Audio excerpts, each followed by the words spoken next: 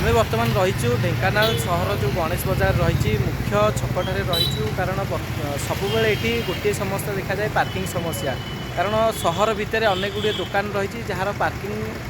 सुविधा ना तेणु लोक मैंने रास्ता कड़े गाड़ी रखिदे जाती जहाँफल कि अनेक समय ये गाड़ी जाम हुए कौन बाहाघर हो कि कौन एक राली गले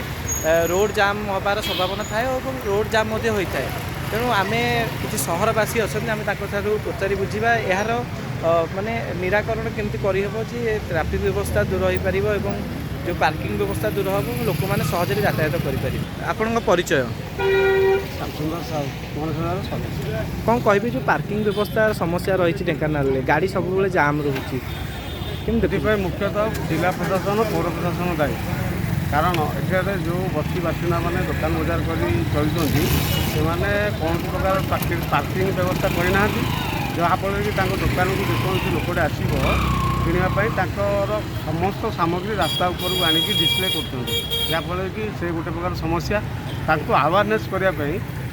ट्राफिक व्यवस्था जो मैंने रहा कथा जो डिपार्टमेंट पुलिस डिपार्टमेंट से अवहेला पौरांचल अवेयरनेस करने अवहेला ये सब को दृष्टि रखी रास्ता एत जाम रोचे बहुत समय यातायात कर बाधा सृष्टि होती से अवेयरनेस कराए समस्त सामग्री रास्ता दूर रखती कम से कम आम पार्किंग व्यवस्था करें साधारण लोक से जिनटा को जेपर्यंत अवेयरनेस न कर समस्या बारंबार लगे।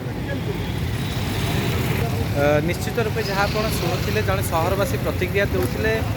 जेहेतु उठा दुकानी और जो जाजाबर लोक बस्ती बासिंदा आसिक रोड पर बसुँच सामग्री किणापी जो ग्राहक मैंने पहुँचते से रास्ता कड़े गाड़ी थोड़ी जिन किणुच्च से ट्राफिक समस्या देखा मिली पार्किंग नथिबा हेतु सहर में दिन को दिन जो जनगहलीपूर्ण हो समय समय एक्सीडेंट बढ़ी जेहेतु पाखे मेडिकल रही बसस्टाण्ड रही